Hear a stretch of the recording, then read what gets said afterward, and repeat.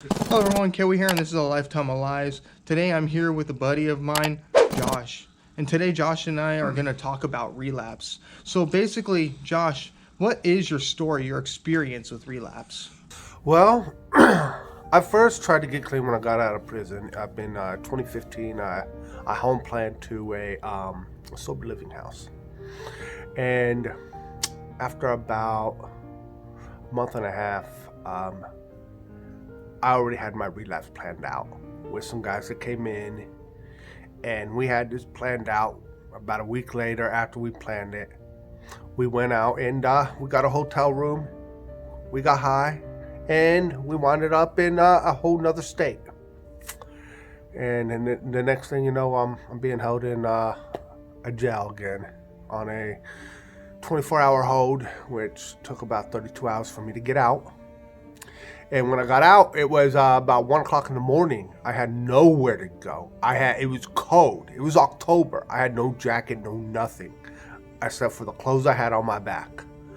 So I slept under a bridge on a cardboard box until morning.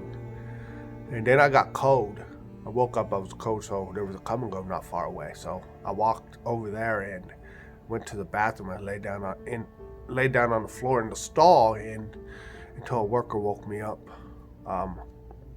Needless to say, I had to rely on my parents to get me a bus ticket to get me back home.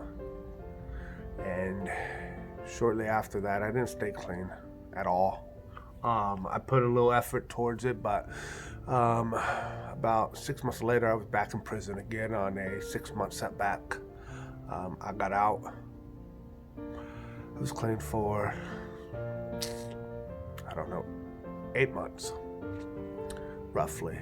But by that time, I had a sponsor, but I wasn't utilizing my sponsor at all. I stopped going to meetings. I was going 7 days a week, 5 days a week, 3 days a week, 1 day a week, to maybe once a month until I stopped going. And complacency, just the thought that, I was getting bored of the program I was working because I wasn't working a program. And I didn't want to change things up. I didn't want to get new friends. That's what was keeping me relapsing is, old ways, old friends. And I'm like, oh, I'm clean, I'm bored, I'll call them up. And every time I did, they were my reservations to get high. So it wasn't until July 2018, I gave it another go. I made it about 5.5 months, and I relapsed. And I never used again since then. But the hardest thing about this relapse is I made it to almost 2 years when I only had about 18 months. So, I kept picking up clean time I didn't have. I picked up a year when I had 6 months. I picked up 18 months when I had a year. And 2 weeks before I was going to have 2 years, I got honest with the wife. I got honest with my sponsor. I got honest with some friends. Like, hey, I relapsed January of 2019. I don't have 2 years. I have almost 18. At that time, I had just a little over 18 months. And, that was a hard one to swallow at the time because, my sponsor was like, oh, share about it in meetings now, but thank you for being honest. So I went to a meeting. I let it out. I shared about it, and I got honest with it, which was great because, I'm sure there would be someone around that table at some point in time that would hear that story and it would help them out. And since that day, I still have never picked up again. My clean date is 1/12/19, and today it's about working steps, going to meetings, sponsoring, being involved with my sponsor and being of service. These are the things that continue my recovery and make it successful, and that is how I'm able to stay clean today.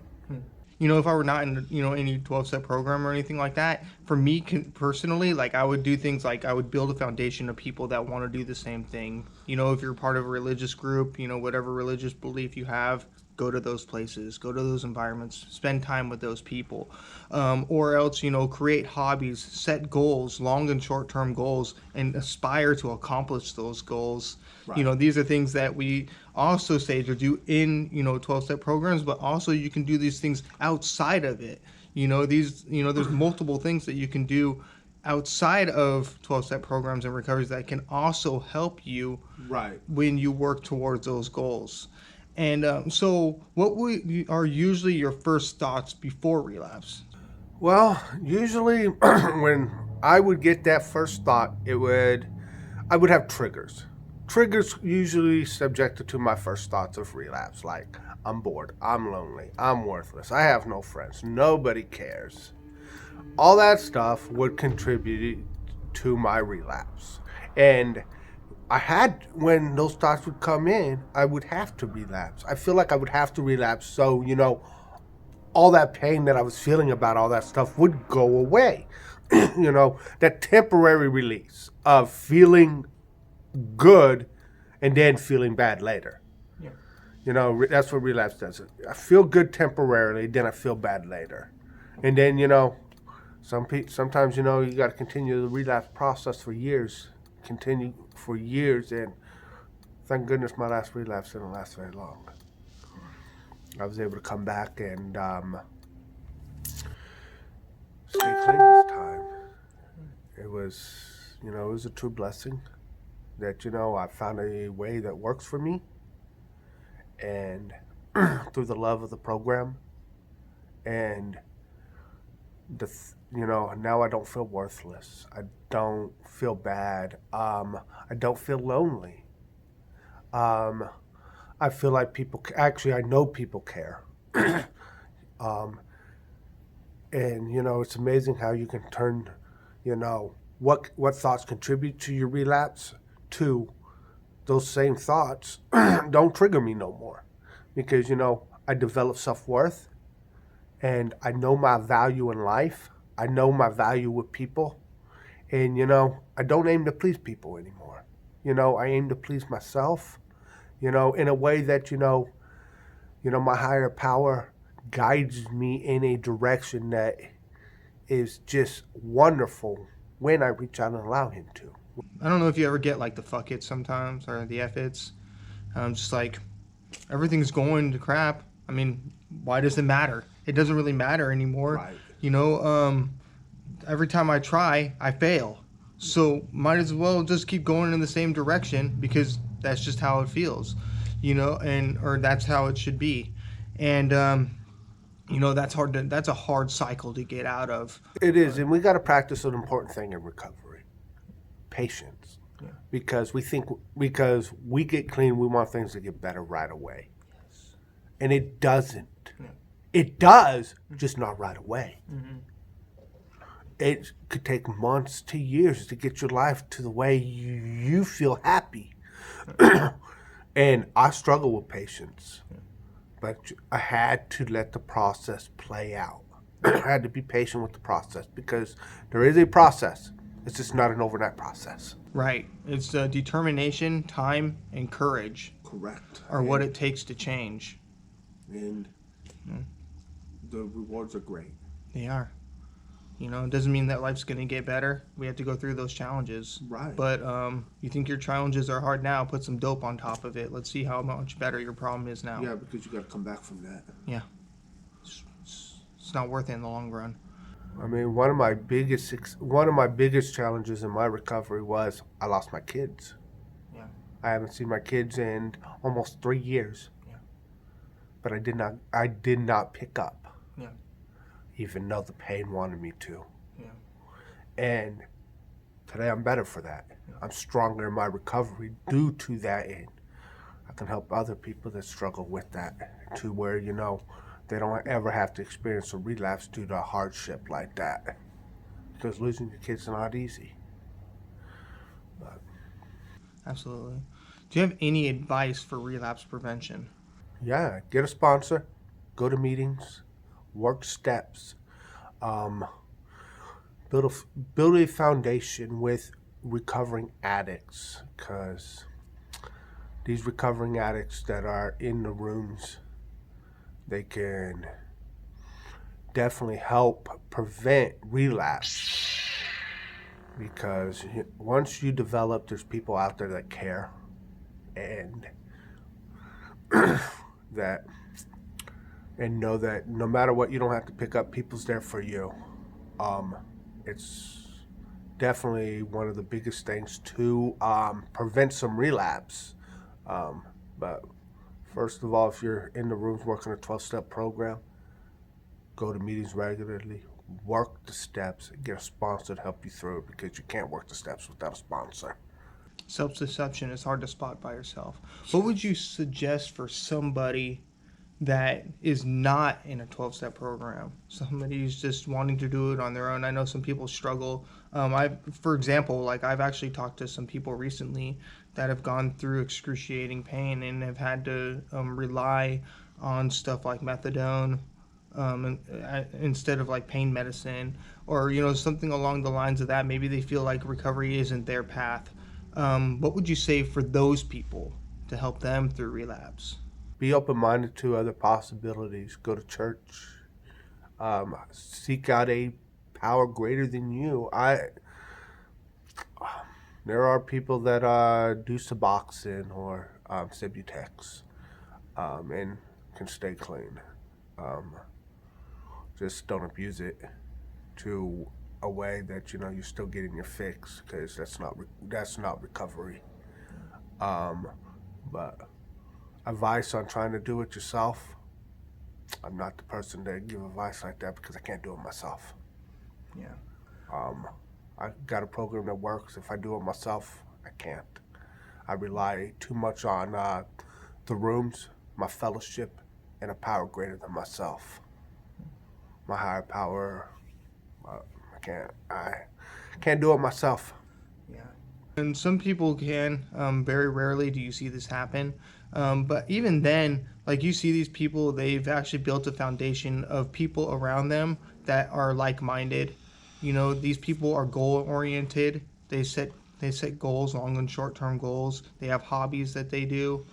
And these people put their heads in other places to keep, because a busy mind is a safe mind. Right. But when you are you're sitting at home and you're not doing anything, it's like they say, idle hands are the devil's workshop, or whatever. Right. Isn't that the quote? I mean, whatever your belief is, I'm just using that as a quote. But just find something to keep you busy that will protect you. Because when we're not doing those things, we're in a dangerous place. And I've said this before. I mean, you might not look for a sponsor. You might look for maybe like a mentor somewhere. You might want to look for, if you're in a religious environment, like you're Christian or you're Jewish or whatever. Look for somebody that is there that that maybe been through what you've been through, that can help walk you through these things. Because there are people like that. There are. There's other forms of recovery. There's faith-based 12-step programs that's straight faith-based. Right. And what worked for me don't work for them. Right. But I believe if you want to get clean and not do a 12-step program, there are other alternatives, but you can't be hanging out with people that are getting high. Right. That's like the number one key. And Right. then just changing your mindset, realizing that, you've been using drugs for X amount of years, and that your mindset is going to be put a certain way, and then it needs time to level out. It needs time to flatten out so that you can think clearly, and that takes years. Especially someone been using drugs for 20, 30 years. That's a long time that your brain needs to level out. Yes. So, just like Josh said before, just be patient and continue to move forward. Realize that things are going to happen, whether it's good or it's bad. But it's your decision whether or not you want to live through it with dope on top, attached on top of it. Right. Don't be ashamed if you do relapse. Too many people go out, get high, and they don't want to come back, or they don't come back because, they got all that shame attached to that relapse. And, we are people trying to save our lives.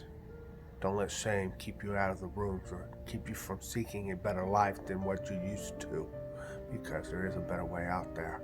And I found a life that I enjoy. I love recovery. I will continue to love recovery.